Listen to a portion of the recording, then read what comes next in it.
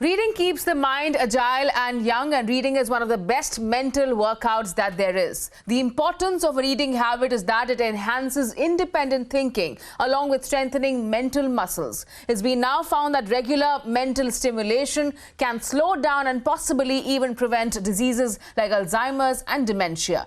Reading teaches you new words and perspectives as well. And one of the several advantages of reading is that it helps shape your identity and character. When you read, you choose who you want to become. Good morning, everyone. I'm Richa Sharma, and I would now like to warmly welcome you to the finale of Read India Celebration 2021 in association with Republic Media Network. Read India Celebration has been successfully spreading awareness about the benefits of reading and its positive role in a person's journey called success. This year's edition of the Read India Celebration has attracted over 3.37 lakh registrations from all over India after 2 rigorous rounds of challenges. The list has now been finalized to the final 22 participants. I would like to now congratulate each and every one of you who has now reached this final round. Now, the final tests await, but before we meet our finalists, let's meet Raghuram Anantoj, the founder of Read India Celebration. Raghuram. Right, so I always say this, that reading is both nutrition and fashion for mind. So these generation kids are very, focused, or, they want to be fashionable. But if you want to be fashionable overall, you have to read and you have to diversify your mind. And that, I'm eager to listen to, these bright minds, looking forward to learning and, to that experience of, being with the bright minds. All right. Thank you so much, Raghu. I would now like to introduce our esteemed jury for this event. Our first judge, Dr. Pradeep Ramancharla, who is a professor and registrar at the International Institute of Information Technology, Hyderabad, and is the chief mentor for Read India Celebration. Thank you so much, sir, and Dr. Ramancharla, for joining us here for this occasion. Would you also like to share your thoughts before the finale? Yeah. So first of all, I would like to congratulate the team Read India Celebrations 2021. It is a wonderful achievement. We have crossed 3+ lakh of students' participation, and especially congratulate these 22 finalists. So I'm eager to listen to them. Thank you. All right. Thank you so much, Dr. Ramancharla, for those inspiring words. And it is now time to introduce our second judge on the show today, Ms. Sumana Mudgal. She is the Associate Director of College Counseling at the Westminster Schools of Atlanta, Georgia. Thank you so much, Ms. Mudgal, for joining our show today. Would you also like to share your few words? Thank you, Richa. It is my pleasure to be here today. I want to thank Raghu, first of all, for bringing me onto the Read India Celebration team. It has been inspiring to just see the registrations pour in, and I'm looking forward to hearing the participants present today. Thank you, Ms. Mudgal. It is now time to introduce our final judge for the day, Mr. Rajsekhar Panisetti. He is the Senior Vice President of Technology Executive at a large financial institution. Thank you, Mr. Panisetti, for joining us today. Please share your thoughts as well. Thank you so much, Richa. Thanks for having me. And it's always nice to be coming back to Read India Celebration. It's amazing to see the participation grow by the year. And again, listening to very different perspectives of different age groups, it's a motivational thing for me as well. Thanks for having me once again. Thank you so much to all our judges for those esteemed words. And now it's time to give you our overview of this entire competition.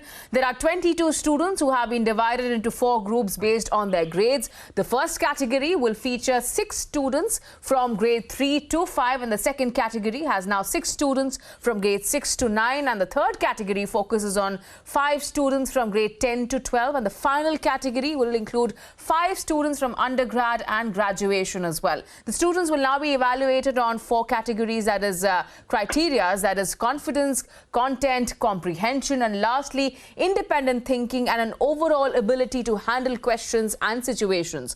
A maximum of 10 minutes will be allotted to each student. The student use the first minute to introduce themselves first, and the judges will then proceed to hand the students with 2 particular topics. The students will now need to present their views on the given topics in not more than 3 minutes per topic. The round will also finally end with a question and answer segment, which will also be held for 3 total minutes, where the judges could also ask the students generic questions, give problem scenarios, and ask for their views and solutions as well.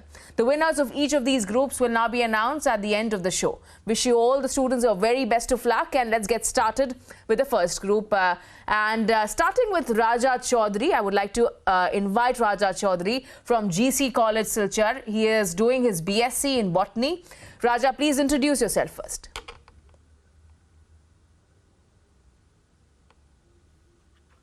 Jai Hind, sir and madam present over here.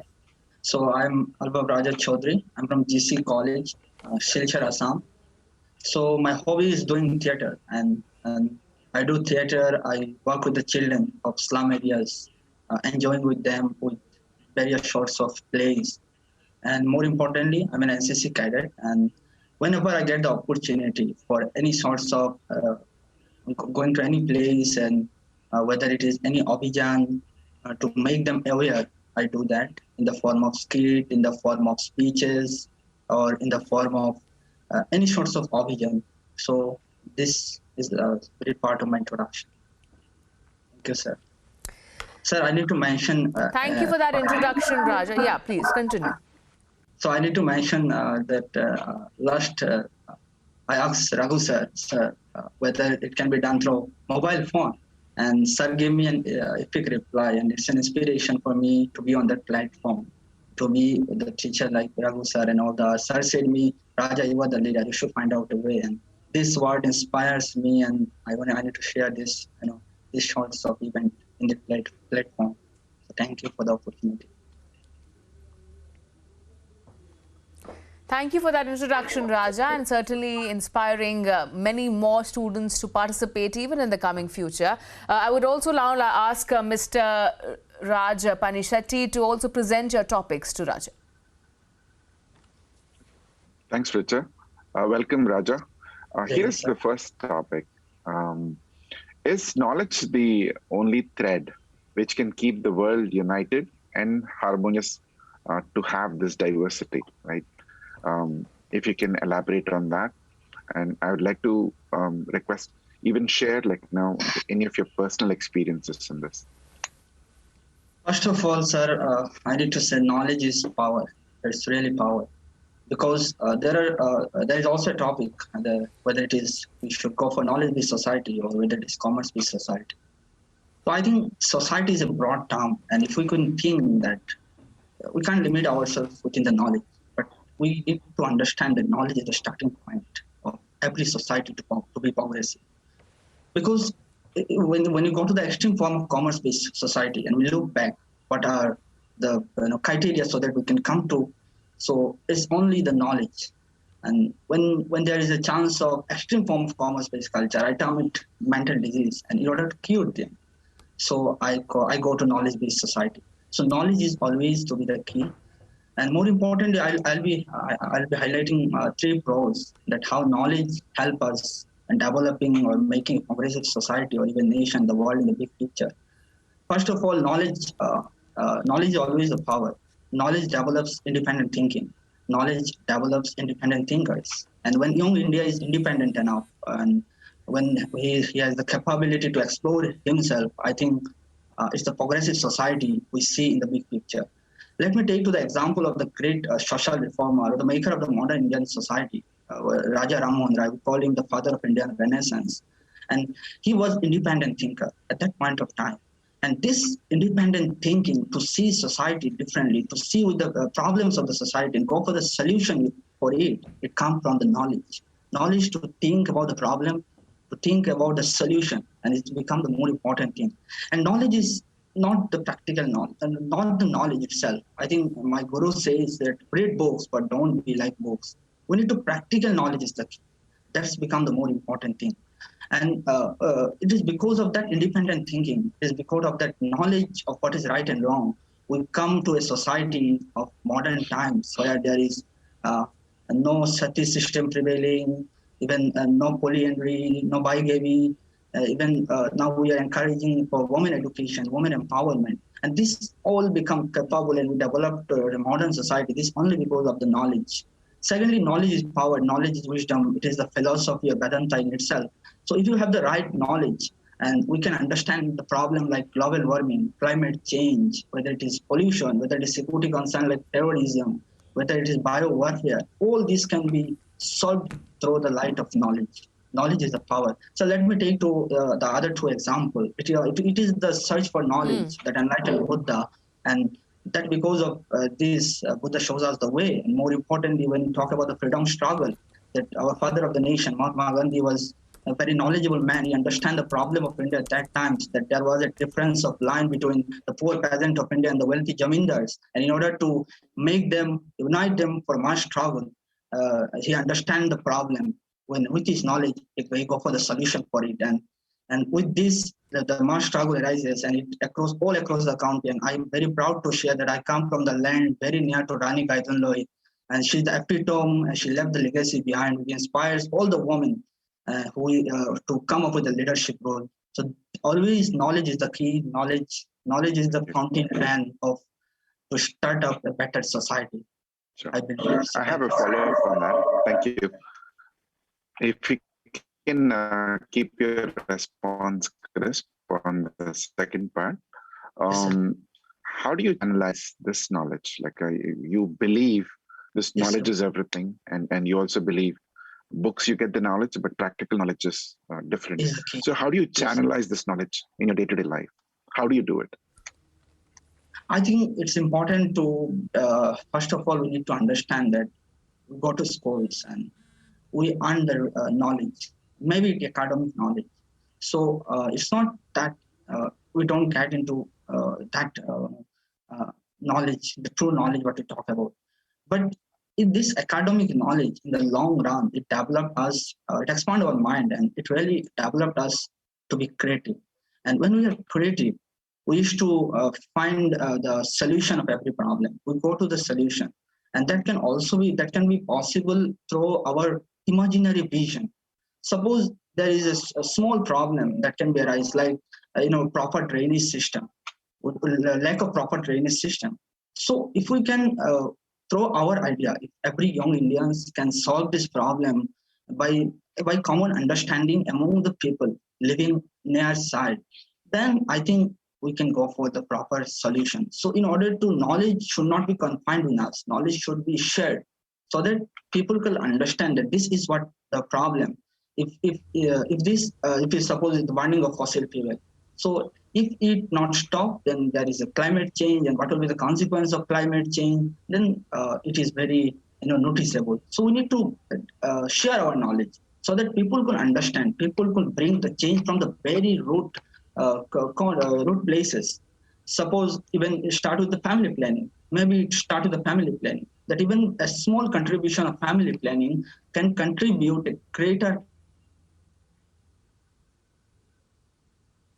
when it gets shared with common understanding and with independent thinking. And everyone should have the independent choices that to act on their own independent thinking. Then I think it is going to create difference in the long run. Okay, I'll move to my second topic. This is about progressive society. Yes, sir. And we see it's people-driven or state-driven. What's your belief in what should be the balance of people versus state-driven efforts? How do you see that there? I think it's the people, but we can't neglect the state. We can't neglect the state because we live in democracy, and where it is said, it is for the people, by the people, of the people. And I think every problem arises with the people, and every problem finishes with the people. So it's always the people driven. So more importantly, when it comes to state policies or when it comes to state, the policy should be executed through the light of people.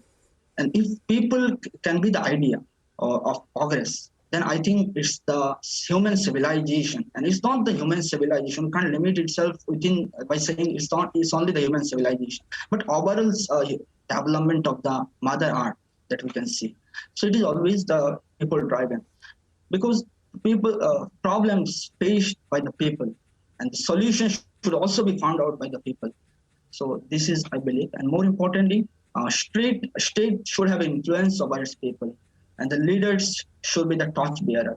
And they should think, they should have that quality to think not for themselves, rather than they could think for my people.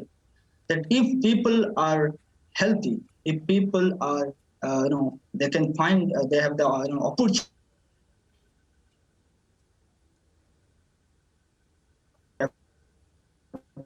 Problem, I think that we can see together.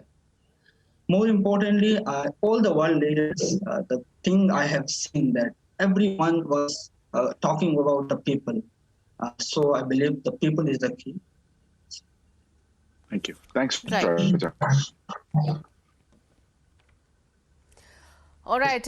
Thank you so much, Raja and Mr. Yes, Panisetti, for those questions and that response as well. I would also now like to invite Archie Advani from the DAV College for Girls, Yamuna Nagar. She is becoming and she's doing her BCom at this point. Archie, please introduce yourself. Yeah, ma'am. Hello everyone, this is Archie Advani. आप सभी को मेरी तरफ से नमस्कार। हम सभी जानते हैं कि लिखना इंसान को अंदर से उसका दर्द सारा बाहर ले आता है, पर पढ़ना मुझे अब पता चला है कि वो इंसान की रूह तक पहुंच जाता है। हम सभी जानते हैं कि एक इंसान जब लिखता है तो वो अपना दर्द लिखता है, और जब एक लिखे हुए दर्द को कोई इंसान पढ़ता है तो वो दर्द भी वो महसूस कर जाता है। इसी के साथ मैं आर्ची अडवाणी आप सभी को मेरी ओर से नमस्कार करती हूँ, और मैं ऑलरेडी 12 किताबें लिख चुकी हूँ। मेरा पढ़ने में थोड़ा सा कम था, मैं लिखना ज्यादा पसंद करती थी, पर रीडिंग के सेलिब्रेशन की वजह से मैंने अभी तक 5 किताबें पढ़ ली हैं विद इन दिस फेज, और मैं बहुत खुश हूँ कि मैं इसका हिस्सा बन पाई हूँ। और उसके लिए आप सभी को मेरी ओर से बहुत ज्यादा शुक्रिया कि आप लोगों ने मुझे इस काबिल समझा कि मैं आप सभी के सामने बोल पा रही हूँ। धन्यवाद। धन्यवाद आर्ची, हमारे लिए वो सारे शब्द बोलने के लिए। Archie Advani, and also now I would like to also ask doctor Pradeep Ramancharla to present you with your topics. Hi Archie, morning. Good morning. आपसे ये मतलब पूछना चाह रहा हूँ अभी कि देश में बहुत सारे स्टूडेंट्स मतलब पढ़ के ग्रेजुएट हो रहे हैं। हाँ जी। अभी हमको क्या देखना है कि हर एक आदमी को जॉब मिले या उसमें से बहुत सारे लोग अपना जॉब खुद क्रिएट करें। सो ये टॉपिक है कि entrepreneurs versus job seekers, risk versus comfort. Sure sir, okay, thank you sir. मेरे अकॉर्डिंग जॉब सीकर वो होते हैं जो अपने लिए जो कैपेबल नहीं होते एक कैपिटल अपना एंटरप्रेन्योर बनाने में, अपनी खुद की बिल्डिंग बनाने में या अपनी खुद की कंपनी बनाने में। एक जॉब बहुत इंपॉर्टेंट है एक इंसान के लिए, क्योंकि वो उसको कंफर्ट प्रोवाइड करती है, वो उसको ये अश्योरिटी देती है कि तुम्हें इतना पेमेंट मंथली जरूर मिले। तुम अगर एक दिन की लीव पे हो तो तुम्हारा इतना सा पे कट जाएगा, बट तुम्हें वो मंथली मिलेगा। एक एंटरप्रेन्योर क्या होता है? एंटरप्रेन्योर देता है जॉब्स। एंटरप्रेन्योर होता है ऑनर एक पूरी ऑर्गेनाइजेशन का, वो ऑनर जो जॉब प्रोवाइड करता है। पर वो ऑनर कैसे बनता है, वो एंटरप्रेन्योर कैसे बनता है, ये हमें ऐसे पता चलता है कि उसके पास ऑलरेडी अगर कैपिटल है या फिर वो पार्टनरशिप में भी ये काम कर रहे हैं, तो वो लोग एक प्रॉपर बिजनेस पे लगाएंगे अपना पैसा। उनके पास पूरा रिस्क होता है कि अगर उनकी गुडविल अच्छी नहीं थी या वो गुडविल अच्छी नहीं बना पाए मार्केट में, तो वो उस चीज में खड़े नहीं हो पाएंगे। स्टिल वो रिस्क लगाते हैं। जीडीपी मैटर करता है, एम्प्लॉयमेंट क्रिएशन वो हमें प्रोवाइड करते हैं। एंटरप्रेन्योर एक तरीके से हमारी एक यूथ को, हमारी यूथ से लेके हमारी आने वाली जनरेशन को एम्प्लॉयमेंट क्रिएशन प्रोवाइड कर रहा है। एंटरप्रेन्योर जो होता है वो होता है कि वो 10 लोगों को बैठ के बिल्कुल ऑर्डर कर रहा है, ये कर रहा है, और वो उस तक कैसे पहुंचा, उसकी खुद की मेहनत है। एंटरप्रेन्योर जॉब सीकिंग भी कर सकता था, but instead of comfort he chooses to become an entrepreneur, to guide people, to order people, instead of having a job. Having a job, it's completely fine if you are a job seeker. It's completely fine. पर अगर आप लोग capable हैं एक entrepreneur बनने के लिए, मैं फिलहाल किसी भी उसमें नहीं हूं कि मैं एंटरप्रेन्योर बन जाऊं, पर अगर मैं कैपेबिलिटी रखती हूं 10 लोगों को गाइड करने की, मैं कैपेबिलिटी रखती हूं 10 लोगों को ये सिखाने की कि किताब कैसे लिखी जा सकती है, तो मैं एक एंटरप्रेन्योर खुद में हूं। मुझे वो टैलेंट खुद में पहचानना पड़ेगा, उसके बाद ही होगा। इंस्टेड ऑफ दिस कि इसमें पैसा लगेगा, अगर मैंने ये माइंडसेट बना लिया कि इसमें पैसा लगेगा, तो मुझे उसके लिए पहले जॉब के लिए अप्लाई करना पड़ेगा, मुझे फाइनेंशियली स्टेबल होना पड़ेगा, उसके बाद ही मैं सोच सकती हूँ कि मैं आगे जाके अपनी गुडविल अच्छी बना के, कॉन्टेक्ट्स बना के एक प्रॉपर अपना जो कंपनी है वो सेटअप करूँ। आप जी, एक प्रश्न है आपके लिए, क्या हम नौकर मुक्त भारत या नौकर मुक्त दुनिया बना सकते हैं क्या? सर, नौकर तो कोई नहीं होता, सब जो अपना काम करते हैं वो सब करते हैं, वो ये सोच के नहीं करते। अगर ये सोच के करते, बन सकता है, बिल्कुल बन सकता है, नौकर मुक्त भारत बिल्कुल बन सकता है। पर अगर हम ये सोच के कोई भी काम करेंगे कि हम कहीं पे नौकर बन के काम कर रहे हैं, क्योंकि प्राइम मिनिस्टर के अंडर जो काम कर रहे हैं वो भी कर तो नौकरी ही रहे हैं, हुए वो सरकारी नौकर ही कहलाते, वो सरकारी नौकर ही हैं। Government people according to me तो यही है कि वो हम भारत मुक्त कर सकते हैं। पर अगर हमने ये हटा दिया तो सब एंटरप्रेन्योर नहीं बन सकते, हम सबको एंटरप्रेन्योर नहीं बना सकते, क्योंकि सबके अंडर जॉब सीकिंग के पीपल आते हैं जिन्हें जॉब चाहिए होती है। और अगर सब एंटरप्रेन्योर बन जाते हैं, अगर सब सीनियर बन जाते हैं या फिर एक ऑनर बन जाते हैं किसी भी ऑर्गेनाइजेशन का, तो काम करने कौन आएगा? तो आरती, आपका दूसरा टॉपिक है ये creativity versus knowledge versus logic. Okay sir. Sir, okay sir, sure. Creativity versus knowledge versus logic. Creativity क्या होता है कि इंसान की क्रिएटिविटी कि वो किसी भी फील्ड में ऐसे करके निकल जाए। वो अगर प्रॉब्लम उसके सामने आ रही है ना, तो वो अपना क्रिएटिव माइंड चला के उस प्रॉब्लम से निकल जाएगा, कुछ ना कुछ तो वो करेगा। अगर उसको कहीं पे कुछ काम चाहिए या उसको खुद का कुछ काम करना है, तो वो अपना क्रिएटिव माइंड लगा के उसमें निकल जरूर जाएगा, वो कहीं ना कहीं से जरूर निकलेगा। नॉलेज अगर एक बंदा, if I am a professional teacher, इधर I am a professional artist, if we say, अगर मैं एक आर्टिस्ट हूँ प्रोफेशनल, तो मैं इसी फील्ड में जा सकती हूँ। मैं अगर अब मैं इससे टीचिंग में जा सकती हूँ कि मैं आर्टिस्ट, मैं कला करना सिखा रही हूँ लोगों को। इसके अलावा अगर मुझे ये कह दिया जाए कि तुम देश संभालो या तुम अपनी एक पूरी स्टेट को संभालो, तो वो मैं शायद नहीं कर पाऊंगी, क्योंकि नॉलेज मुझे पर्टिकुलर एक फील्ड की है। हम इसे ऐसे ले सकते हैं, फिजिक्स, अगर कोई साइंस फील्ड से है या कोई कॉमर्स बैकग्राउंड से है या फिर कोई आर्ट्स बैकग्राउंड से है, तो इन तीनों में अकाउंटिंग की जो रिस्पॉन्सिबिलिटी है वो सिर्फ कॉमर्स बैकग्राउंड वाले ले सकते हैं। हो सकता है साइंस वाले अच्छा करें, पर जो एक प्रोफेशनल है वो अच्छी तरीके से जानता है कि मुझे इस चीज की नॉलेज है और ये ऐसे ही होगा और मैं इसे ऐसे ही कर दूंगा। अगर इसी जगह हम क्रिएटिविटी ला दें, तो एक साइंस वाला स्टूडेंट इसमें क्रिएटिविटी अगर उसमें होगी, तो वो आर्ट वाला भी अगर उसमें क्रिएटिविटी होगी, तो वो बेसिकली क्या करेगा, वो इस काम को स्मार्ट वर्क तरीके से करने की कोशिश करेगा। अब अगर हम बात करें लॉजिक की, तो लॉजिक क्या होता है कि लॉजिक लगाया, ये ठीक हो गया।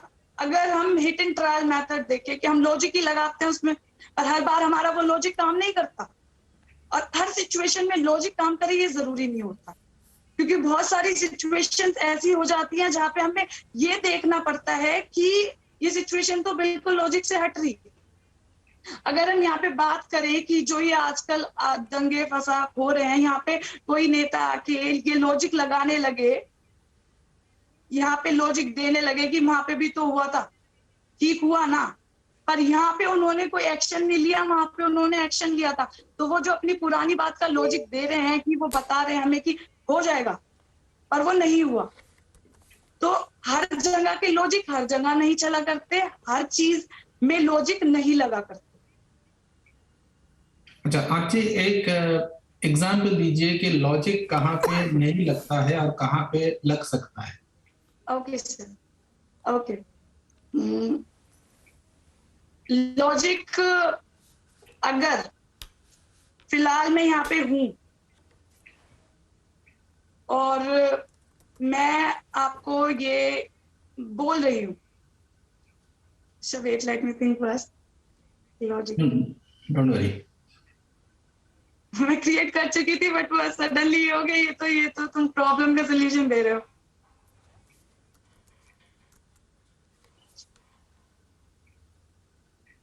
ओके सर, बेटी बचाओ बेटी पढ़ाओ जैसा अभियान, अगर हम सिर्फ उसी के भरोसे रहे तो शायद हो सकता है कि ये लॉजिक लगता रहा कि वो पढ़ा रहे हमें, हम घर वाले कहते हैं वो करा तो रहे हैं, गवर्नमेंट जॉब जो है, गवर्नमेंट जो स्कूल खुल रहे हैं वो खुल रहे हैं, चल रहे हैं वो, पर हम उस चीज के भरोसे नहीं बैठे रह सकते कि वो लॉजिक ऑलरेडी है उनका, कि वो लोग वहां पे ऑलरेडी जॉब प्रोवाइड कर रहे हैं, वो लोग उन्हें जॉब जरूर देंगे, ये लॉजिक उनका है। पर वो लॉजिक नहीं होता कि हम अपना हार्डवर्क करते रहना चाहिए। Thank you Archi, thank you. Yeah, over to you, Richard. All right, thank you so much for our participant Archie, as well as for Dr. Pradeep for those questions and those inspiring words. We do hope more and more people get inspired with these words to read further, to get knowledge further. And our next participant for the day is Vaishnavi Gambhir Rajput. I would now like to invite her. She's from the Government Polytechnic Institute in Pune. She's doing her second year diploma in CSE. Vaishnavi, please introduce yourself first. Good morning, everyone. My name is Vaishnavi Gambhir Rajput and I'm 17 years old. I'm currently pursuing my diploma in computer science engineering from Government Polytechnic Pune. I am an ambitious, determined and enthusiastic girl, and my hobbies include reading, writing and debating. Thank you for that introduction, Vaishnavi. I would also now ask our judges, Ms. Sumana Mokdal, to present you with your topics. Hi, Vaishnavi. Good morning. Good morning, So here is your first topic for today. How do you draw the line between need and greed? I would like to start with a quote by Gandhiji. He said that there's enough for everybody's need, but nothing for anybody's greed.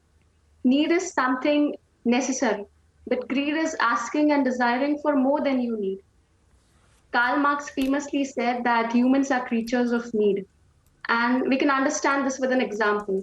Shoes were originally created in response to a safety need for protecting our feet. But today we want shoes to match our clothes, occasions, and our social milieu. So the key point is that needs are infinite, and we've long moved on from satisfying them. I believe that need inspires greed, and greed inspires need. So desire comes after need, and desire inspires need is what I believe. And our leaders must understand, and everyone, not even leaders, but those people who work in the government systems that work all around the world, they should understand that greed, need inspires greed, but if greed increases, it can spoil the breed. It is okay, we can live in all the things, with all the things that we have, minimum requirements of life, the basic necessities of life. But there are people who want everything, want to have all of it and always want to have it with them. And greedy people are always possessive, and they're not wanting to share the things they have with others. So if we are to draw a line between need and greed, I believe that people should first understand that whatever they have, they should be feeling sufficient with it. Because if, suppose I am today having something and I want something more than that, I desire for more than I have, then I should think of a person maybe who is in a bad state than me. I should sympathize and empathize with the person. I should think that I am in a better position than that person. So I think that this conscious that we are in a better position than someone else can help people draw a line between need and greed. Thank you for that, Vaishnavi. I think you just broke a lot of women's hearts by referring to a collection of shoes as greed. So we will save that for another day.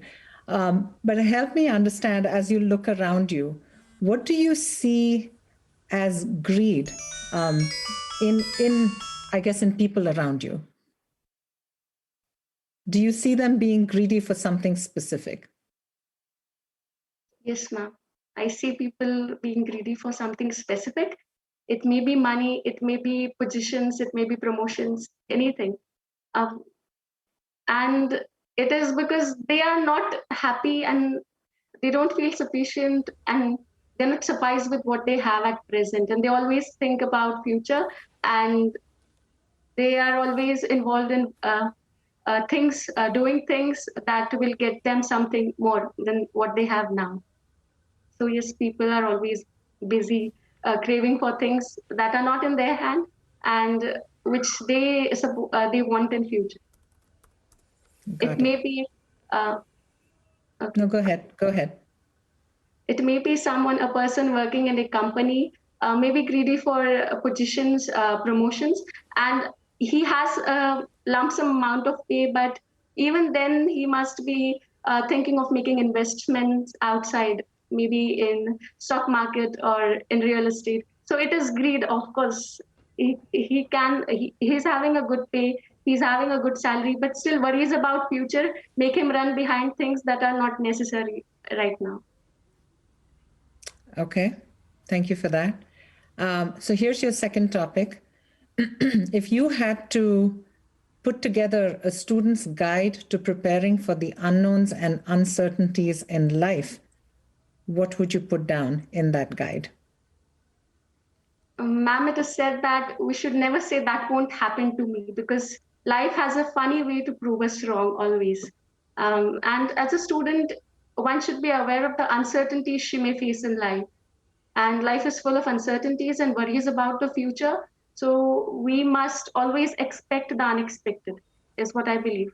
And as a student, if one has to prepare for the uncertainties in life, in that guide, I would put certain guidelines like one should focus on lifelong learning. Because if we just learn for today, for the academics that we are in, then it will be limited to only certain purpose like clearing the exams.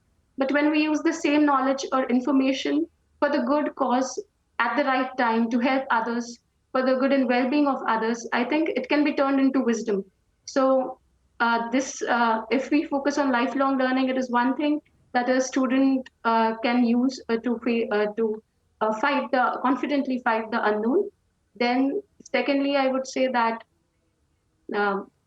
students should focus on planning for the future, because if they plan for the future, then they have certain goals set for themselves, but it is not enough because we know that there will be uncertainties in life. No one of us few years back would have imagined this pandemic situation, but it is today and we have to accept it as it is. So when we plan for our life that I want to achieve this or I want to achieve that, and before planning, we should even consider the uncertainties that may arise, and we should plan for the uncertainties and unknowns that can come in life instead of just having a focus on one thing that, yes, I want to do that. We should have different plans as well, plan B.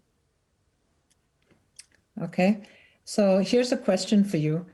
Talk to me about an uncertainty in your life and how you dealt with it.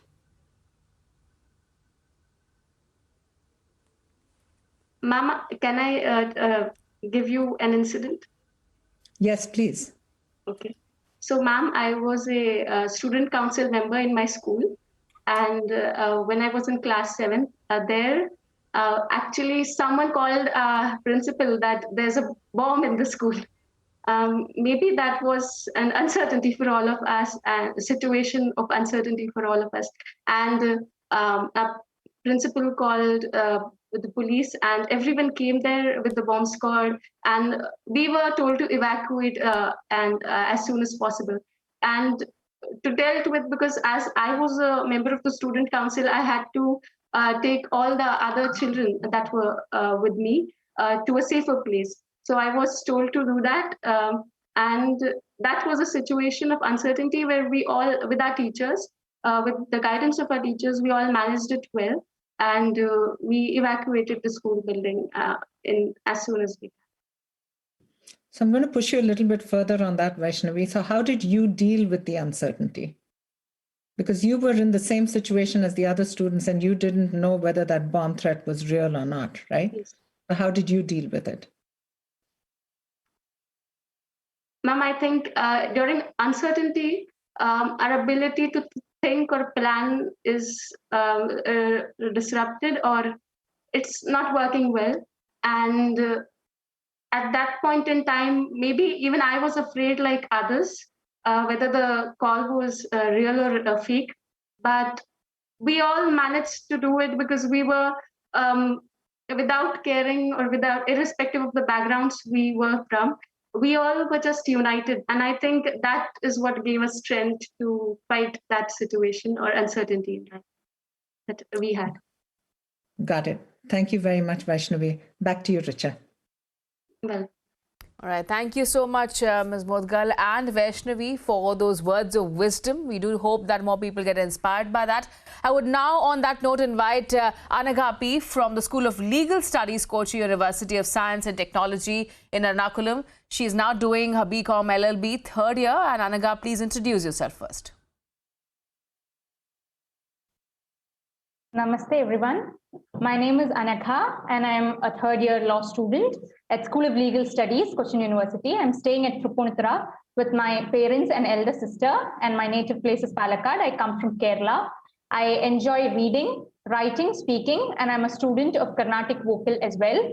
My areas of interest include history, literature, and politics, everything preferably Indian, and I have a blog of my own in medium.com. I also contribute articles to news analytical platforms, mainly the Contents and other online magazines.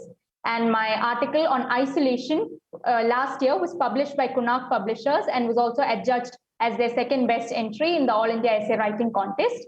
And it is a matter of joy for me to inform you that in the Maria Philip Future Leaders Debate Competition, which was conducted a couple of weeks back, I was selected as the best speaker from the state of Kerala. And now I thank Read India Celebration for giving me such a great platform for expressing my humble views. Thank you. Thank you for that introduction, Anagha. A certainly inspiring one. I would now ask Mr. Raj Pandisetti to present you with your topics. Thanks, Anagha, for the background. It's interesting to hear about your journey in law. So this is a question about, like, the first topic is about ignorance and intelligence. And typically, why do these go together? And how does one know where the self is operating often, like, from, is it intelligence or ignorance? So what are your thoughts on this? Thank you for the really philosophical topic, sir.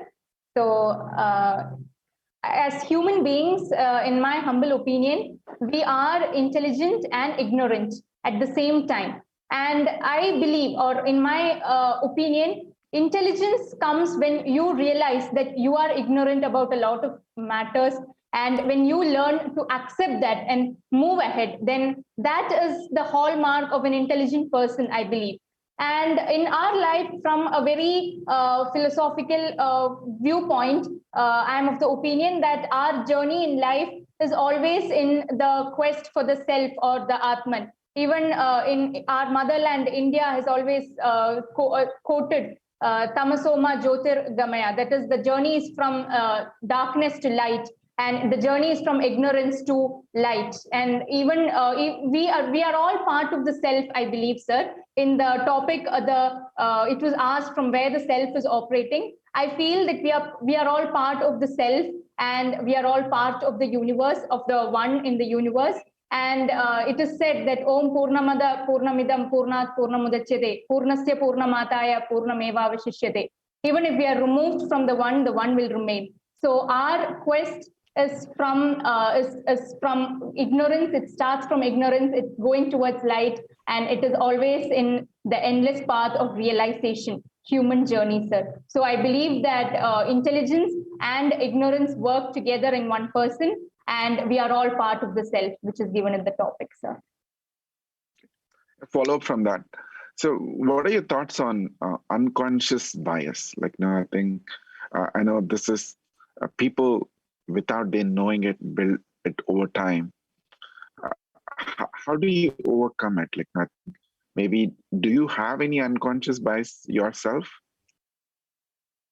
Sir, mainly unconscious bias, it is on a primary note, sir, I would like to state my opinion, humble opinion, that unconscious bias actually happens mainly due to the various when we grow up, we listen to a lot of viewpoints, we listen to a lot of opinions by our parents, by our teachers, by our neighbors, everyone. We are exposed to a lot of opinions, and when we are children, when we are children, when the thought process is not as strong, I believe that as we grow up, the thought process becomes stronger.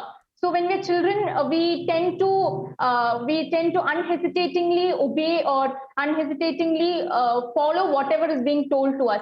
And perhaps when we grow older, also sometimes we certain people might not think different from that, and that sometimes will give rise to an unconscious bias, because that same opinion has been inculcated into our psyche right from the beginning. So it is up to us to decide whether to go forward in that opinion or to move different from that opinion. But the important point is that it should come from us. It should come from within us. So, sir, thank you for this question, sir. It is a very relevant question, that our evolution should always be in growing or moving out of unconscious biases, sir. Thank you.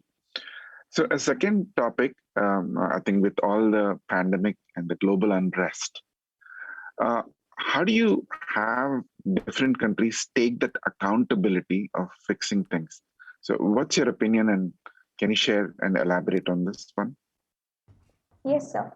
Sir, so as mentioned in the topic, accountability is, in my opinion, accountability is the key to global security and global peace. And it has to be maintained at all junctures, regardless of whether the pandemic is ravaging or not. It is the responsibility of global leaders. And we need international bodies. We need stronger international bodies to ensure that the performance level of the leaderships at the global level is going strong. And this must never be the monopoly of certain economically developed nations alone. We must all help each other, and regardless of the state of development, we must help. Nations must help each other to grow, or give each other the space to grow. And in the nations which are in need, those needs must be addressed by other nations. So it is global interdependency, which along with accountability, which must be ensured now. And regarding the global economy also, which is of very, very much importance in the ongoing pandemic, which is still claiming a lot of lives, the economy must be maintained through relevant economic packages and groupings of countries. And we have the Quad and so on. So such groups of such international groups headed by global leaders must keep up their promises, and international bodies must regularly review the performances of leaders heading nations. And as a conclusion, it is my humble opinion, sir, that not alone nations who are very hardly hit, or not alone nations who face imminent threats, but also all nations must take upon themselves the onus to ensure that the pandemic the harmful effects of pandemic is minimized, not alone in their nation, but in the other nations as well. Thank you, sir. Excellent. Thanks, Anika. Over to you, Richa. All right. Thank you so much, Mr. Panisetti and Anaga, for those inspiring words. And on that note, on to Pratyusha. I would like to now invite PG Pratyusha from the Dayanand Sagar Business Academy, Bengaluru. She's doing her BCom first year. Pratyusha, please introduce yourself first. Hello, everyone. I am Pratyusha. I'm studying BCom in the Dayanand Sagar Business Academy, Bengaluru, Karnataka. A bit about myself. I'm passionate about leadership and community management. I'm an inquisitive learner and a proactive student. So I would like to thank RIC India Celebration for providing this platform, because it has made me realize the power of the tool of knowledge. And I'm very happy to listen to all others' perspectives, to very unique perspectives of all other fellow teammates too. Thank you. All right. Thank you for that very elegant introduction, Pratyusha. I would now invite Dr. Pradeep Ramancharla to present you with your topics.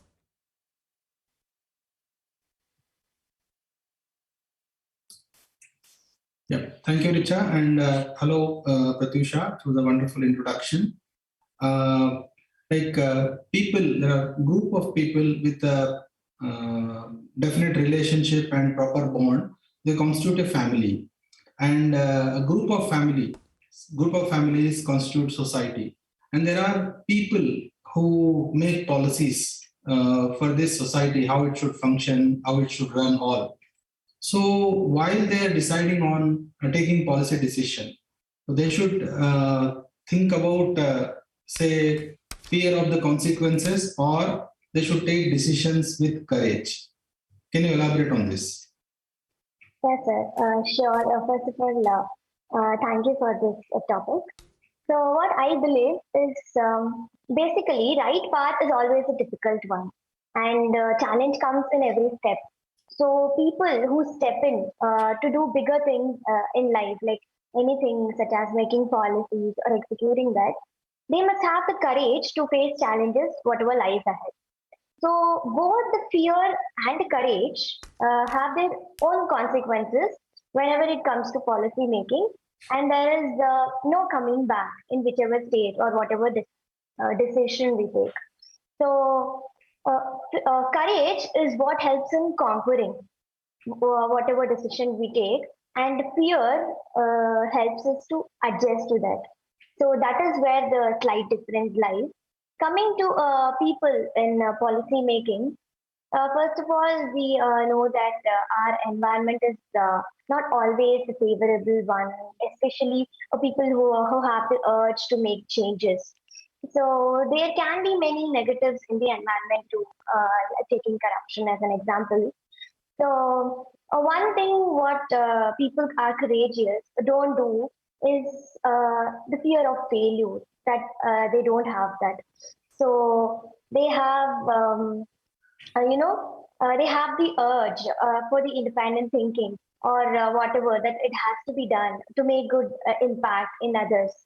So why people come to the policy making or any such reason, there is something called the system that binds us.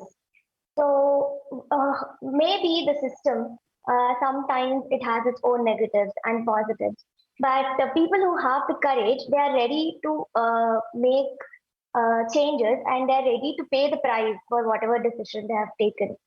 There are two kinds of things you can do in a situation when you have the negatives. You can either whine and sit with fear, or take the courage and move the step forward. So I had attended one of your sessions during this journey of RIC India Celebration itself. This session was regarding how we can influence, like the circle of influence and the circle of concern. So I learned a lot from that change begins within you, and there is no need to fear. So when you take the step up, you can influence the circle, your close circle, where without knowing or with knowing, that definitely brings change. So I believe, in conclusion, that everyone does. So each and everyone does. So the change definitely happens. So you can conquer your fears and definitely contribute towards the change making. Yeah, Pratyusha, that's nice. Can you give one example of any decision which is taken with courage? Some real example, or even fear? My personal example or In societal example. societal example. Mhm. Yeah, so basically, as a student, I think I can quote this example because when we are in school and we are asked to choose our career path, so many students, what they do is they don't have clarity and there is external pressure and they choose their career paths based on the societal pressure instead of knowing self. So there are very few students who take courageous decision and choose against what society is urging them to do. It may be like there is a common perception what all students have that people who score more they have to go take science and excel. So there are very few students who take other courses too. So that is an actually courageous decision because for a young mind like that, like if we tell that the young mind is like a wet cement and there are many imprints of the external peers or the society. So still there are such blooming young minds who know themselves and they come out of the fear and take courageous decisions in initial stages of their life itself. Yeah, Pratisha, so thank you. And that brings us to the second topic for you, that is belief-based society versus independent thinking society. So what are the positives and negatives of that? Yes, sir, sure. So the foundation of what I have, my journey till now, it is how independent thinking overcomes the beliefs-based society. So I would like to bring this quote here that your imagination is the limitations, what you think you have is only your imagination. So there is nothing called as there is limitations to someone. So basically, beliefs usually there are some assertions in our mind that based on that we think. So we see the truth based on what we believe. So the truth may be something else, but we see in such a way because we actually are already believe in something. So the society actually depends on the individual's beliefs and the ecosystems what everyone follow. Basically, beliefs don't impede to the growth only to a certain extent, where the beliefs are for the general good and they follow moral values. But when it comes to something beyond that, like unnecessary superstitions or what you just believe about yourself or the society or the world regarding some unnecessary situations, they curb the thinking and they just helps. They just don't help in growth. So there is, that the relationships are destroyed, something like that, because of the predetermined beliefs what we have. While independent thinking is a really a very that courageous and a knowledgeable concept because independent thinking is what helps us grab opportunities in life and find the best solutions and finally contribute towards the development. And one thing I have to mention here is independent thinking is what makes good leaders. And we are in need of very good and impactful leaders right now. You also have that awareness of the consciousness is what makes human different from animals, right? So that is what is very important, and that comes from independent thinking. So independent thinking is really very important, and mostly independent thinkers make very good planners and executors, which we are in need in the society for making more of problem solvers. Because if we take into consideration the small problems or the large scale problems what we are facing now. So how can we be independent thinkers? I would like to highlight on this topic too for a while. So we need to think and analyze situations critically and think of any situation from a higher perspective. We have to be open-minded. We have to be acceptable to things. We have to be susceptible to things. So this definitely helps in augmentation of more of problem solvers and great leaders. Also, I would like to highlight that there is a role of even education system and the society to provide a platform for independent thinkers, because external factors too make a huge impact on how we think and execute solutions. So one more thing I would like to mention here is India is a land of diversity. And what is the use of the diversity we have when we don't provide the platform for mushrooming young independent thinkers? That is what makes the difference, and that is what is needed right now. So I believe that independent thinkers are really very necessary for creating an essential and a viable future for all of us, taking into consideration the sustainability of the world right now and all what is given to us in front of us. Yeah, Pratyusha, I have a question for you. So as you were growing, maybe you were doing some things which your parents or teachers told you, and later you found that I don't need to believe these things, I need to think independently. So what did you do at that time? Can you give one example from your life? And Sure. yeah, go ahead. Yeah. So basically, as a child, there were many superstitions, right? At that time, when we are not so mature to think, we face so many superstitions. It can be gender discrimination or some beliefs that they don't have scientific proof. So when I was exposed to these kind of superstitions at a young age, when I wasn't able to think or analyze it critically, I was forced to follow upon these. But as and when I grew and I got the exposure and the knowledge that there is something called a reason for everything, then I understood that I have to analyze that why exactly am I following this? So is there any scientific proof, or is there any that logical reason in this, or just people simply believe it? So one such discrimination is which is there everywhere is the gender discrimination. Basically, the role of men and women in the house or outside itself. So I really wanted to come out of this and tell my in a circle that there is nothing called a set rule that women has to do this in the house and the man of the house has to do this. So how I dealt with it is I have a brother too. I started with myself and I started to influence my circle that this is not exactly what it is. And I started to have fruitful discussions with whomever I was associated, and I am happy that I was able to make change in their minds too. So they learned, even they learned how to actually think like that, and they came out of the paradigms what they already had. Okay, thank you, Pratyusha. Yep, over to you, Richa. All right. Yes. Thank you so much, Dr. Pradeep and Pratyusha, for sharing those words of wisdom. We do hope that a lot of more people are inspired to gain knowledge and read even further by hearing what all you had to say. Okay. All right.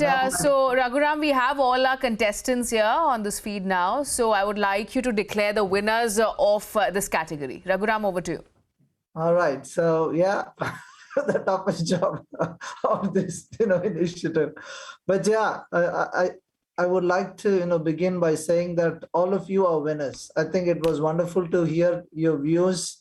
It was enriching for me personally as well. Such diverse, you all are leadership material, and I'm pretty sure you will make it big in your life. So like I've been telling in all interviews, on almost all the occasions I've reiterated that this is not a competition. This is a celebration, and I've thoroughly enjoyed. And I'm hoping you have enjoyed it as well. So without waiting much time, but I would like to say that it was a very, very close contest, 0.5 or 1 point. That was the margin, okay? So we are declaring winners because we have to, and it's an operational thing more than anything else. So on that note, I would say that the judges decided to go with a few seconds of pause. Okay. But, yeah, so the first prize goes to Anagapi. Okay, congratulations, Thank Anaga. you, sir. Thank you, sir. Thank you so much, sir. And the second runner-up goes to 1, 2, 3. Okay, it's Archie Advani. So it was. Thank you. Congratulations, Archie, and congratulations to all the finalists, and we thank you, for your time and participation. Thank you, sir. So over to you, Richa. You made me do the All right, toughest thing. Yes. Congratulations to all our winners, both Anaga as well as Archie. And this brings us to the end of this particular category. I would first like to thank everyone for joining us on this special occasion. It was an absolute pleasure to hear from each and every one of our contestants. I would also like to wish you all the best and keep reading and celebrating this knowledge and spreading it everywhere as well.